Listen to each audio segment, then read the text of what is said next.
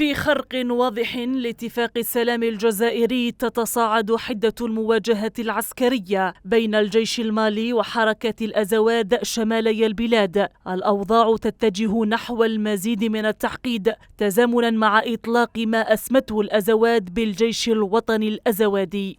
هدف الحركات الأزوادية من التصعيد مع الجيش المالي يمكن أن يكون لعدة أسباب. أحد الأهداف المحتملة هو تعزيز موقفهم السياسي والعسكري في المنطقة. قد يكونون يسعون أيضا إلى استعراض قوتهم وقدراتهم العسكرية لإظهار تأثيرهم وتأييدهم من قبل الشعب الأزوادي.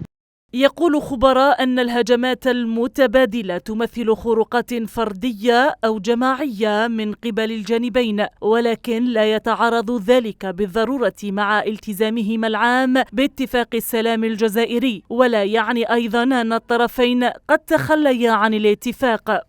بأن على الرغم من استمرار الهجمات المتبادلة فإن ذلك لا يعني بالضرورة أن الطرفين قد تخليا عن اتفاق السلام الجزائري. قد يكون هناك تصعيد معين في المواجهات المسلحة بين الجانبين دون أن يتم تجاوز الخطوط الحمراء المحددة في اتفاق السلام. مع ذلك فإن استمرار الهجمات المتبادلة قد يؤدي في المستقبل إلى ضعف الثقة بين الطرفين وقد يعيق عملية تنفيذ اتفاق السلام بالجزائر.